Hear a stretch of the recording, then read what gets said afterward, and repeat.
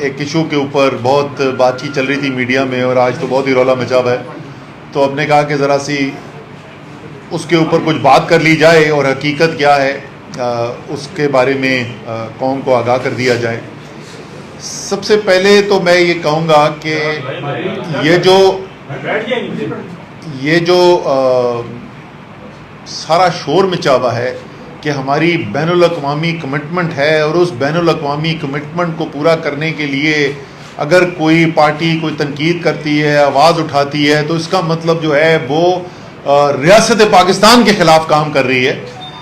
तो ज़्यादा लंबी तफसील में नहीं जाएंगे, सिर्फ दो चीज़ें मैं याद दिला दूँ कि पिछले 1-1.5 साल के अंदर क्या किया है इसी PDM ने इन बैनुल-अक़वामी कमिटमेंट्स के बारे में। पहले जिस वक़्त पाकिस्तान ग्रे लिस्ट के अंदर था, तलवार लटक रही थी कि हमें ब्लैक लिस्ट के अंदर डाल दिया जाएगा FATF की तरफ से और उससे शदीद मुल्क को नुकसान पहुंच सकता है। बड़ी मेहनत की गई, बहुत काम किया गया, उसके लिए FATF की जो रिक्वायरमेंट्स थी उसके मुताबिक कानून साजी तैयार की गई और वो कानून साजी जब हम लेकर बैठे अपोजिशन के साथ, तो उन्होंने कहा, उस वक़्त की अपोजिशन के साथ, PDM के साथ, तो उन्होंने कहा कि जनाब या हमारे नैब के मुकदमात ख़त्म होंगे और कानून साजी होगी, ऐसी कानून साजी जिससे हमारे तमाम नैब मुकदमात ख़त्म कर दिए जाएंगे, करप्शन मुकदमात ख़त्म कर दिए जाएंगे, वरना हम इसकी मुखालफत करेंगे। और उन्होंने ज़ुबानी नहीं कहा, उन्होंने कोई टेलीफोन कॉल नहीं की, उन्होंने सिर्फ ख़त नहीं लिखा, उन्होंने फ्लोर ऑफ द हाउस पे आखिरी वक्त तक आके वोट डाले उस FATF के कानून के ऊपर जिससे पाकिस्तान ने उस ग्रे लिस्ट से निकलना था और पाकिस्तान का खतरा टलना था, उसके खिलाफ तकरीरें भी की और आखिर में वोट भी डाला। आखिरी मिनट तक पूरी कोशिश की कि सबोटाज कर दें, किसी तरीके से पाकिस्तान FATF से बाहर ना निकल सके।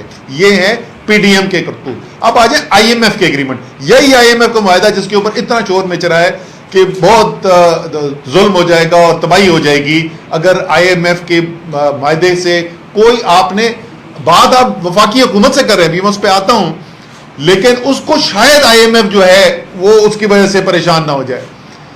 स्टेट बैंक ऑफ पाकिस्तान का एक्ट जो था वो लाजिम शर्त थी IMF की इस मायदे के लिए। तकरीरें इनकी उठा के देख लें, वोट इनका देख लें, मैं दोबारा बोल रहा हूं, जुबानी जमा खर्च नहीं, वोट डाला के उस स्टेट बैंक एक्ट के खिलाफ। इन्होंने कहा कि ये ईस्ट इंडिया कंपनी बनाने जा रहे हैं, पाकिस्तान को IMF के बाद पास गिरवी रखाया जा रहा है और पाकिस्तान जो है वो अपनी आजादी खो देगा। और उन्होंने आके उस स्टेट बैंक एक्ट के खिलाफ वोट डाला और उसके बाद साबित कर दिया कि सिर्फ और सिर्फ निरी सियासत कर रहे थे, उसका कोई ताल्लुक नहीं था पाकिस्तान के मुफाद से, वो अपनी सियासत कर रहे थे। क्योंकि आज उनको हुकूमत में बैठे हुए 4.5 महीने हो गए, इन्होंने जिक्र भी नहीं किया उस state bank of Pakistan act का। वो जिसको कह रहे थे पाकिस्तान जिससे गिरवी रख दिया गया है, जो ईस्ट इंडिया कंपनी बना दी जाएगी, वो कानून लेकर बैठे हुए हैं। क्योंकि इनको उस वक्त भी पता था कि IMF के मायदे की प्री कंडीशन है, एक लाजमी शर्त है। ये इन्होंने इस IMF के एग्रीमेंट के साथ इन्होंने कोशिश की है वोट डाले में आके। अब जरा से बात करें कि अभी तक हकीकत में हुआ क्या है, क्योंकि रौला बहुत ज्यादा है ना, शोर बहुत ज्यादा है। अभी तक हुआ क्या है? हुआ सिर्फ ये है कि वजीर खजाना खैबर पख्तूनख्वा तैमूर जगड़ा, जो अभी आपको जरा सी इसकी तफसील बताएंगे, उन्होंने खत लिखा वफाकी हुकूमत को। उस खत की तफसील तो ये बताएंगे, लेकिन उस खत का लुब्बे-लुबाब क्या था और वो खत लिखने की जरूरत क्यों पड़ी, वो जरा सा मैं कौम को बता दूं। जिस वक्त IMF का मुआहदा करना था, ये क्या करते थे मैंने आपको बता दिया। ये सिर्फ जुबानी उसकी मुखालफत नहीं करते थे, ये जुबानी कोशिश सिर्फ नहीं करते थे कि किसी न किसी तरीके से IMF का मुआहदा जो है वो हो ना पाए। ये असेंबली में फ्लोर पे वोट भी डालते थे उसके खिलाफ कि किसी न किसी तरीके से उस IMF के मुआहदे को रोक दिया जाए। जब PTI से इन्होंने मदद मांगी, उसी PDM की हुकूमत ने, जो उससे चंद महीने पहले ये सब कुछ कर चुकी थी तहरीक इंसाफ की हुकूमत के लिए मुश्किलात पैदा करने के लिए, तो सिर्फ 24 घंटे के अंदर अंदर खैबर पख्तूनख्वा की हुकूमत जो है PTI की, उन्होंने मस्बत जवाब दिया। उन्होंने कहा कि इसके अंदर कौम का मुफाद शामिल है, इसलिए हम अपना पेट काट कर आपकी वफाक की हाथ मजबूत करने के लिए तैयार हैं ताकि आपका मुआहदा हो सके IMF के साथ। वो और बात है कि उसके 2 महीने गुजरने के बाद भी अभी तक मुआहदा नहीं हुआ। आज उम्मीद है कि आज वो मुआहदा बोर्ड कर देगा अप्रूव। 24 घंटे के अंदर मस्बत जवाब दिया। साथ इन्होंने खत लिखा और उन्हें कहा कि जी अगर आप हम चाहते हैं कि हम ये करें, हम बिल्कुल करेंगे, इसके लिए ये कुछ इकदामात हैं जो आपको लेने पड़ेंगे जिससे ये मुमकिन हो सकेगा कि हम आपकी इसके अंदर मदद कर सकें। 2 महीने का लफ्ज, 2 महीने का वक्त, और मैं आपको ऑन एयर बोल रहा हूं, मुझे नहीं याद कि कभी 3 साल में वजीर था, किसी ऑपोजिशन के MNA ने भी, वजीर छोड़ें, किसी MNA ने भी मुझसे को राब्ता करने की कोशिश की हो, टाइम मांगा और मैंने उसको टाइम ना दिया हो, कभी एक दिन भी इंतजार करवाया हो। 2 महीने सूबे का वजीर खजाना मीटिंग मांग रहा है और ये जो ताकत के नशे के अंदर इस वक्त धोते हैं, उनको सवाए डंडे और ताकत के अलावा नजर नहीं आ रहा। किसी ने गलत फहमी इनको पैदा कर दी है कि ये वाइसरॉय बन गए हैं पाकिस्तान के। किसके ये नुमाइंदे हैं, वो इन्हीं से पूछें कि ये किसके समझते हैं नुमाइंदे हैं कि जो वाइसरॉय। 2 महीने वजीर खजाना खैबर पख्तूनख्वा यानी खैबर पख्तूनख्वा की हुकूमत को मीटिंग का टाइम नहीं दिया जाता। 2 महीने। इससे बड़ी गैर जिम्मेदाराना हरकत क्या हो सकती है? इनको फिक्र थी कोई IMF एग्रीमेंट की? इनको कोई फिक्र थी IMF एग्रीमेंट की? इनको तो अगर वजीर खजाना बोला था और मस्बत जवाब दिया था, इनको तो अगले दिन बुलाना चाहिए था। 2 महीने मुलाकात नहीं की। जिस वक्त अभी ये खत लिखा तो आप कहां से निकल आया टाइम मुलाकात का? भी तो 1 घंटे मुलाकात करके हैं तैमूर जगड़ा वहां पे मिफ्ता इस्माइल के साथ। ये भी आपको बता देंगे वहां पे क्या हुआ। ये कैसे टाइम निकल आया? क्योंकि आप ताकत के नशे में धोत थे। आपको पता था कि आप पहले भी सियासत कर रहे थे, आप पिछले 2 दिन से भी सियासत कर रहे हैं इसके ऊपर। उनकी शौकत तरीन की फोन कॉल आ गई। शौकत तरीन की फोन कॉल के अंदर पहले तो जाहिर है कोई मुल्क के अंदर कानून शानून तो बचा ही कोई नहीं है, वो टैपिंग हो रही है, खुलेआम कानून की खिलाफ वर्जी हो रही है। लेकिन करें, वो एक अलग कानूनी मसला है, वो कर लेंगे। उसके अंदर वो पुराना काम इन्होंने शुरू किया हुआ है, कट पेस्ट वाला तो करते ही रहते हैं, वीडियो भी बना लेते हैं कट पेस्ट करके, ऑडियो भी बना लेते हैं। ये पहली दफा नहीं किया, वो करते रहते हैं। लेकिन जो चला भी है, मुझे ये बताएं उसमें शौकत तरीन क्या क्या है? शौकत तरीन ये कह रहा है कि भाई लोगों, और यहां पे जाहिर है पिछले 2-3 दिन से सैलाब के ऊपर बातचीत हो रही है। आज रात इंशाअल्लाह ताला इमरान खान जो हैं वो वज़ीर आला पंजाब, वज़ीर आला खैबर पख्तूनख्वा, वज़ीर आला गिलगित बल्तिस्तान के साथ बैठ के सारी दुनिया में फैले हुए जो पाकिस्तानी हैं उनसे अपील करने जा रहे हैं कि वहाँ से इमदादी रकूम भेजी जाएँ ताकि रिलीफ का काम जो है उसके अंदर मज़ीद तेज़ी लाई जा सके। बाकी सिंध और बलूचिस्तान के अंदर काम करना है, उसकी सबकी तैयारी हो रही है। इस सारे के अंदर ये बात शौकत तरीन साहब जो वज़ीर ख़जाना रह चुके हैं, जो रेवेन्यू के अखराजात के मसाइल को समझते हैं, नंबर को समझते हैं, उन्होंने कहा दोनों वज़ीर ख़जाना को, पंजाब के और खैबर पख्तूनख्वा के, कि देखो तुम लोगों को वफाकी हुकूमत को ये कहना चाहिए कि IMF के पास जाएं वापस और IMF से ये मुतालबा करें कि देखो हमारे पास सैलाब आ गया है, एक उमूमी सूरत हाल नहीं है, इस खुसूसी सूरत हाल के अंदर फौरी तौर पे हमें अखराजात करने हैं, तो जो पहले आपने सूबाई सरप्लस हमसे मांगा हुआ था, जो एग्रीमेंट में था, उसके अंदर रियायत दें। कोई जी शऊर इंसान बोल सकता है कि ये अच्छी एडवाइस नहीं है?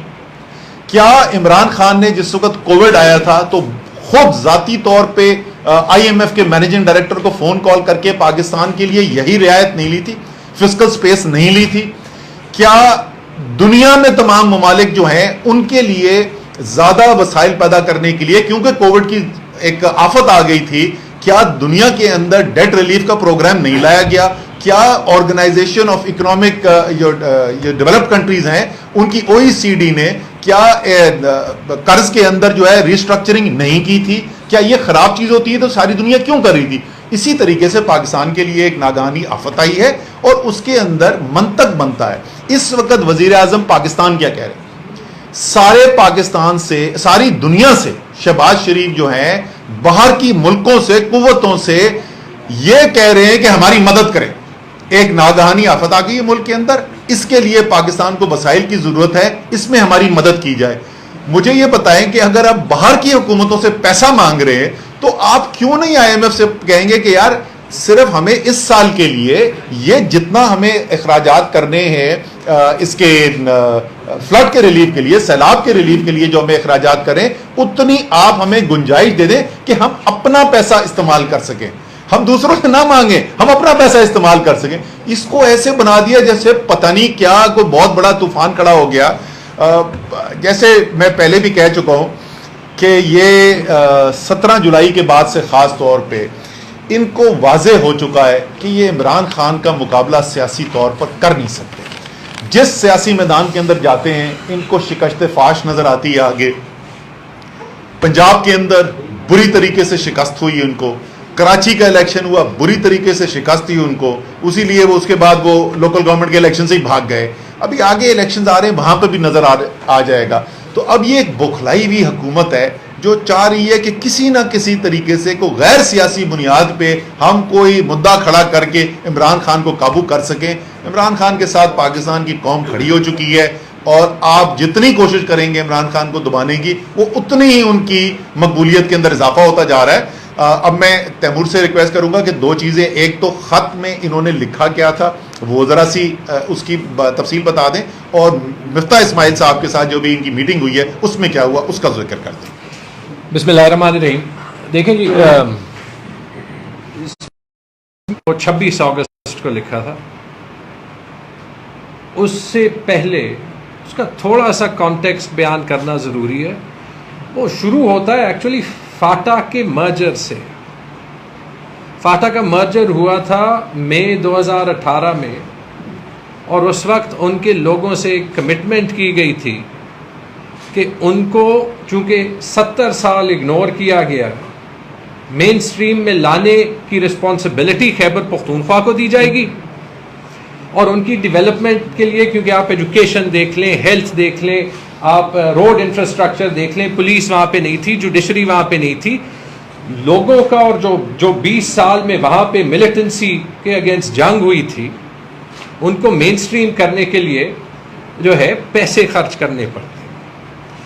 उस वक्त की गवर्नमेंट ने एक रिपोर्ट, सरताज अजीज कमेटी रिपोर्ट में ये वादा किया, आज मिफ्ता इस्माइल साहब को दोबारा पढ़ा, कि over and above the share of the PSDP जो उस वक्त बनता था 22 अरब, 3% of the NFC will be given to the development of FATA for 10 years।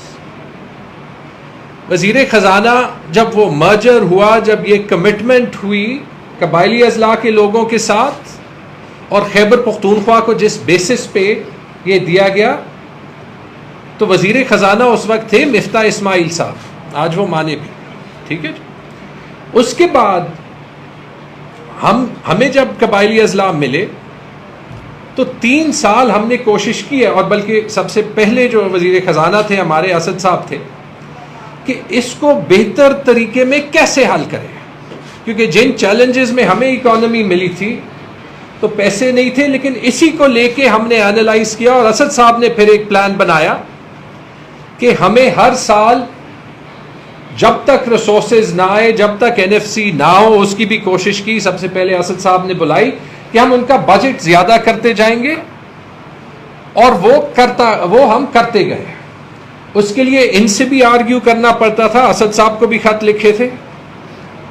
उसके बाद जब हफीज शेख साहब आए थे उनको भी खत लिखे थे। जब पहला MOU था, ऐसे ही खत हमारे MOU एक्सेप्ट करने की कंडीशनैलिटी थी, और मैंने खुद लिखा था। उसके बाद हमने पहले साल उस कबायली अजला का बजट इंक्रीज किया। जब दूसरी बार हमसे MOU पे साइनिंग मांगी, शौकत तरीन साहब वजीरे खजाना थे, ऐसे ही उनके साथ बात हुई, और उन्होंने हमारे डिमांड्स मान के हमें 25 अरब रुपए की रिकॉर्ड NHP का एक ग्रांट दिया हमारे बकाया जात के। तो जब ये गवर्नमेंट चेंज हुई तो बड़ा क्लियर था कि इनको ये बताना पड़ेगा, मुझे पार्टी की करें, इन पे इन्वेस्टमेंट, इनकी सिक्योरिटी, उसका पूरे पाकिस्तान पे असर, ये एक नेशनल कॉज है। पहले खत लिखने से पहले भी, जो कि जुलाई में लिखा था, बजट से पहले, मैं सिर्फ मिफ्ता इस्माइल साहब से ना मिला, NEC में ये जिक्र प्राइम मिनिस्टर साहब को किया, सारी जो फेडरल काबीना है उनको किया। उन्होंने फिर कहा कि मिफ्ता इस्माइल से जाके मिले, उनका रात तक इंतजार किया 2 बजे तक। फिर नेक्स्ट डे उनसे मुलाकात हुई, वहां पे उन्होंने ये कमिटमेंट की, मैंने याद दिलाई कि उन्होंने ये कहा कि ठीक है, क्योंकि उन्होंने कहा हमारे खर्चे पूरे नहीं होंगे फाटा के, 2 मेरे बड़े इश्यूज हैं फाटा के, एनएचपी के, आप ये सॉल्व करें। उन्होंने कहा मैं अपनी बजट स्पीच में ये कह दूंगा। मुझे बाद में इंफॉर्मेशन मिली कि इन्होंने कैबिनेट में डिस्कस किया, वो नहीं किया, आए करें कि हम मिले या नहीं मिले उस वक्त। उसके बाद ऑब्वियसली जब आईएमएफ के एमओयू का टाइम आया, हमने हाथ उठाया कि आपको याद है हम पूछ रहे थे अभी आप सरप्लस मांग रहे हैं, तो हमारे साथ बैठे। 5 जुलाई को टाइम मिला, जो असद साहब कह रहे हैं, 5 जुलाई को उनसे मीटिंग की। उन्होंने एक 3 लाइन का खत दिया, वो भी मैंने जो है वो एज ए कंडीशन निकाला था कि हम आपके इश्यूज पे इमीडिएटली आफ्टर काम करेंगे। और उसके बाद मैंने अपने सेक्रेटरी फाइनेंस को कहा कि ना सिर्फ साइन करें, विद इन 24 आवर्स उनको पहुंचाएं, क्योंकि उन्होंने कहा था कि ये नेशनल इंटरेस्ट में है। और 6 जुलाई को ये पहुंचाया। आपको पता है वरना ये सरकारी प्रोसेसेस टाइम लेते हैं, एक मीटिंग ने ये 50 दिन लिए ना, तो 6 जुलाई को उनको वो खत पहुंचाया। फिर उसके बाद कोई 5-6 बार, मैं वो स्क्रीनशॉट्स लीक नहीं करूंगा, लीक्स का एक कल्चर है मिफ्ता साहब को, लेकिन मैंने अपनी पेशावर की प्रेस कॉन्फ्रेंस में वो सारी डेट्स बताई हैं जब मिफ्ता साहब को मैसेजेस किए गए, अपने फोन से ही मैं रीड कर रहा था, आज कल अगले हफ्ते। राइट, उन्होंने पब्लिकली कहा कि इसलिए नहीं दी कि उनके सेक्रेटरी के कमर में दर्द था या वो हज पे गए हुए थे। मुझे नहीं पता, असद साहब शायद बता सकेंगे कि ये पूरी फाइनेंस डिवीजन में एक सेक्रेटरी और मिनिस्टर के अलावा कोई नहीं होता जो ये इश्यूज प्रोसेस कर सकता है। डर मुझे ये था उनकी अपनी पार्टी उसके पीछे लगी हुई है कि मिनिस्टर चेंज हो जाएगा, सेक्रेटरी इनका पता नहीं होता कब चेंज करते हैं, सब कुछ दोबारा से शुरू करना पड़ेगा। ये मैं आपको ऑनेस्टली बता रहा हूं, और इसलिए बता रहा हूं क्योंकि मुझे पता है और मैंने ये देखा है कि इनके जो सारे चमचे हैं जिन्होंने पहले ये इशू उठाया फिर आज उठाया, कभी जब मैं ये बातें कहता रहा हूं, इन्होंने कभी फाटा की बात नहीं की, इन्होंने कभी खैबर पख्तूनख्वा की बात नहीं की। अगर हम पे पाकिस्तान के लोगों का हक उठाने के आवाज के लिए जो है आपने सवालिया निशान हमारी लॉयल्टी पे लगाना है तो वो आप लगाएं। हम पाकिस्तान के लोगों का हक डिफेंड करेंगे। खैबर पख्तूनख्वा पाकिस्तान का हिस्सा है, फाटा पाकिस्तान का वो हिस्सा है जिसकी अहमियत सबसे ज्यादा है। मिफ्ता साहब ने एक और बात कही कि सिर्फ वफाक ने पैसे जो है वो फाटा पे लगाए हैं। 2 बातें मैं कहूंगा, अगर सिर्फ वफाक ने लगाए हैं तो इसका मतलब इमरान खान ने लगाए हैं, और ये मैं रिकॉर्ड पे कह चुका हूं कि इमरान खान वो प्राइम मिनिस्टर थे जिन्होंने कबायली अजला का बजट 40 अरब से 130 अरब तक बढ़ाया। ये बात उनकी तब भी इसलिए गलत है क्योंकि खैबर पख्तूनख्वा ने वो वाहिद सूबा है बाकी सूबों का शेयर ना मिलते हुए कि उसने फाटा पे पैसे जो है वो हर साल लगाए हैं। अभी उनको स्लाइड पे दिखाया है कि पिछले साल कोई 15 अरब, और हमें अपने पैसों का इशू होता है। मेरा अकाउंट 1 अक्सर नेगेटिव में होता है, लेकिन हम फाटा पे कॉम्प्रोमाइज नहीं करते। मैं आप सबको जो है वो रिक्वेस्ट करता हूं जाके वहां पे हालात देखें। उन लोगों की लॉयल्टी हमने लेनी है, उनका ट्रस्ट पाकिस्तान के स्टेट पे डेवलप करना है।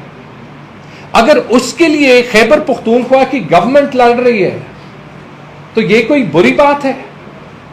हम अपना जॉब ना करें, पाकिस्तान का इंटरेस्ट सिर्फ तब हर्ट होगा, ये मैं आपको वहां की ज़हनियत की बात कर रहा हूं, जब इस्लामाबाद या लाहौर या कराची में ड्राइंग रूम में बैठे हुए लोग जो है उनको तकलीफ होगी तो आईएमएफ से $1-2 अरब लेने पड़ेंगे। ये सेंस ऑफ डेप्रिवेशन ना फैलाएं। मैं कौन सा फाटा का शहरी हूं, मैंने 10-15 साल जो है प्रोफेशनली बाहर ही गुजारे हैं, लेकिन जब ये रिस्पॉन्सिबिलिटी मिली ये सारा कुछ अपने आंखों से देखा। क्यों वहां पे डेप्रिवेशन है, क्यों हर चीज पे वो सिटिंग गवर्नमेंट से नेगोशिएट करना चाहते हैं। उनके पास 70 साल वादे हुए हैं। अभी भी जब मीटिंग में गए, और मैं मिफ्ता साहब का शुक्रिया अदा करता हूं कि उन्होंने टाइम दिया, हमें इन चीज़ों पे मिल के काम करना पड़ेगा। एक कमेटी भी बनाई, उस कमेटी में हमने ये भी कहा कि कम से कम फाटा का इशू महीने में हल कर देंगे। आई होप वो मिनट्स में आ जाएगा। लेकिन वहाँ भी, और मैं ये इसलिए कह रहा हूँ क्योंकि ये सवाल मिफ्ता साहब ने पहले पब्लिकली किए, पोस्टें कितनी बनाई हैं, क्यों बनाई हैं, खैबर पख्तूनख्वा ने पैसा लगाया है या नहीं लगाया, खैबर पख्तूनख्वा को तो हम पैसे देते हैं। एक सवाल मैं करता हूं वो ये कि आप मुझे ये बताएं, और वहां पे मैंने किया कि आप ये चाहते हैं कि खैबर पख्तूनख्वा जब एनएफसी नहीं हुआ बाकी सूबे के पैसे कबायली अजला पे लगाए, फेडरल गवर्नमेंट हमें ये कह रही है या नहीं? क्योंकि वो पैसे एनएफसी के शेयर के कबायली अजला के नहीं है। जब एनएफसी नहीं हुआ तो वो फेडरल गवर्नमेंट की रिस्पॉन्सिबिलिटी है कि वो पैसे दे, तो उसका मुझे जवाब नहीं मिला और मिल भी नहीं सकता। आई होप इसके बाद मीटिंग्स जल्दी मिलेंगी, राइट? और यही तो चीजें खत में उठाई, और ना आपको खत लिखना पड़ेगा दोबारा, और ना सारे पाकिस्तान के मीडिया पे तूफान खड़ा करना पड़ेगा कि वजीर खजाना वफाक का वजीर खजाना सूबे के साथ मिलकर बैठ जाए। और इस पे भी जी, खत पे मैं दो चीजें कहूंगा। खत को मैं ऑन करता हूं, मैंने साइन किया, हो ही नहीं सकता कि मैं ऑन ना करूं। खत में लिखा, कोई देख ले, चैलेंज कर ले, और खुद लिखा है। कोई कह रहा था किसने लिखा है, मैं जी 15 साल काम कर चुका हूं कॉर्पोरेट, उसमें खुद अपनी चीजें खुद लिखता हूं, समरीज भी अक्सर खुद लिखवाता हूं। खत में आप ऑन करते हैं जी, खत को मैं ऑन करता हूं क्योंकि उसमें लिखा है। मुझे खत्म करने दें, मुझे खत्म करने दें। खत में लिखा है कबायली अजला के बजट का इशू सॉल्व करना चाहिए। खत में लिखा है कि एनएचपी के जो रनिंग फाइनेंसेस हैं वो हमें देने चाहिए, जैसे अपनी गवर्नमेंट में पिछले साल में 68 अरब रुपए मिले थे। ये भी एक एमओयू के तहत है, और वो एमओयू भी साइन हुआ है 2016 में, और उस पे साइन है परवेज खटक के और ख्वाजा आसिफ के। लेकिन जब से ये गवर्नमेंट आई है हमें 1 रुपए नहीं मिला। तो खत को मैं इसलिए ऑन करता हूं, और उसमें तीसरी चीज ये लिखी है कि एनएफसी बुलाएं ताकि हम ये इश्यूज परमानेंटली सॉल्व करें। और उसमें चौथी चीज ये लिखी है कि जब सैलाब आया और ये हमारा डेफिसिट पहले से है, तो हम कैसे सरप्लस छोड़ने के पोजीशन में होंगे। उसमें जानबूझ के ये नहीं लिखा कि हम अपनी आईएमएफ की कमिटमेंट से पीछे जाएंगे। कोई जाके ये दिखाए, और ये इसीलिए लिखा इस तरीके से कि स्टेट को कोई डिफिकल्टीज ना पड़े। ऐसे नहीं किया कि हमारे एमएनएज ने उसी आईएमएफ के डील के अगेंस्ट जाके पार्लियामेंट में वोट किया। इसी वजह से, इसी तरीके से लिखा, और इसीलिए जो है वो ऑन करता हूं क्योंकि वो हमारे लोगों के इंटरेस्ट में था, वो पाकिस्तान के इंटरेस्ट में था, और करना इनको ये चाहिए था कि वही इस्तेमाल करके, और मेरे ख्याल में वो करेंगे भी आगे अपनी सियासत खेल के, ये इस्तेमाल करके आईएमएफ को दिखाना कि ये जो अभी 10 अरब डॉलर का कॉस्ट आएगा, 2010 में आया था 10 अरब डॉलर होते 2000 अरब रुपए। इसमें जैसे हमने कोविड में एडजस्टर लिया था, डेट जो है वो रिस्ट्रक्चर किया था कि ये कंडीशनैलिटीज जो है वो ये आसान करें, और अगर ये गलत होता तो कल इस पे फॉरेन मिनिस्टर बिलावल भुट्टो का भी ये बयान ना आता। तो बिल्कुल जी, मैं उस बात को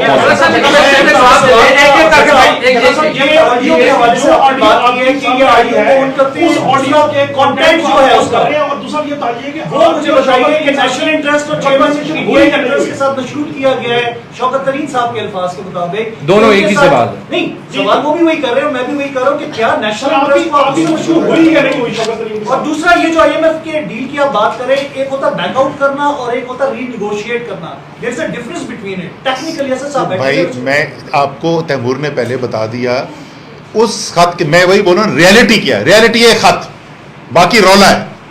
हकीकत सिर्फ अभी तक एक खत है, उस खत के अंदर कहीं लिख रहा है कि हम रिलीज करें डील से, कहीं पे लिखा हुआ है वहां पे। हो क्या रहा है, एक ट्वीट आती है, वो ट्वीट में कहते हैं जी उन्होंने आईएमएफ को खत लिख दिया, वो झूठ साबित हो गया, आईएमएफ को कोई खत नहीं लिखा, ये झूठ निकला। उसके अंदर ये लिखते हैं कि ये लिखा गया है कि हम डील से निकल जाएंगे, वो झूठ साबित हुआ। सोशल मीडिया पे लगा हुआ खत, जाके पढ़ लें, सब पढ़ सकते हैं। तो जो भी चल रही है, देखें ऑडियो का कंटेंट, पहली बात तो ऑडियो हुई, पहले हुई ऑडियो, खत बाद में लिखा गया, तो एंड रिजल्ट क्या निकला? जो भी बातचीत हुई उसका एंड रिजल्ट मुझे ये बताएं। आप सब में से हमें अपने आप को अक्ले कुल नहीं समझना चाहिए, आप सब में से हमें बता दें कि उस खत में, तैमूर झगड़ा के खत में मुतरजा क्या बात है? एक चीज बता दें। आपका क्वेश्चन ये, एक सेकंड, आपने कहा कि जो शौकत तरीन साहब ने इसलिए कहा क्योंकि मुल्क इस वक्त सैलाबी कैफियत में था, एक गुड फेथ के अंदर ये बात हुई।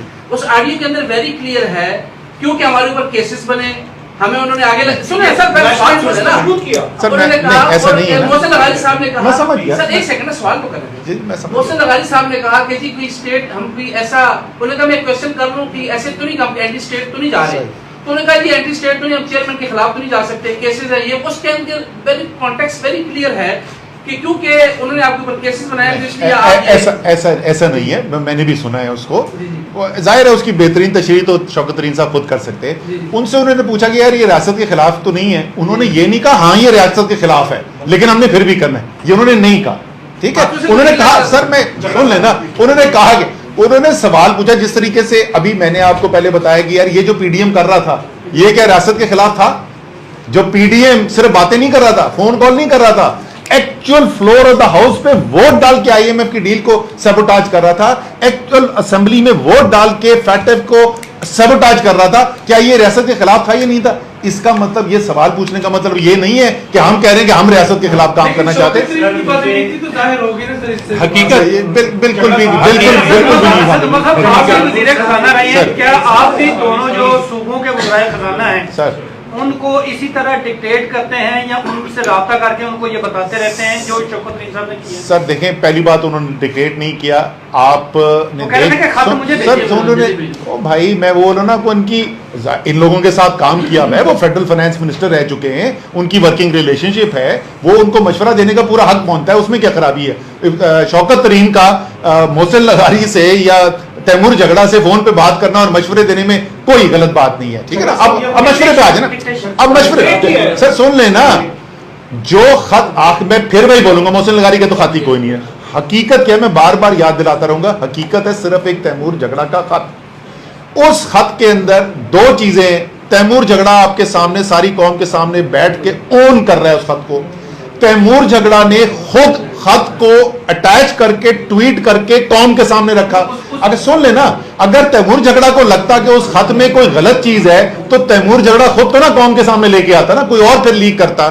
तो उस डिक्टेशन कहां से आ गई? जो बात आखिर में तैमूर झगड़ा के ख्याल में मुल्क के सूबे के मुफाद में थी, वो बात उसने खत में लिखी, उसमें कोई नई चीज नहीं थी, सिवाय इसके क्या फ्लड्स भी आ गए। यही बात वो 2 महीने पहले भी कर चुके थे।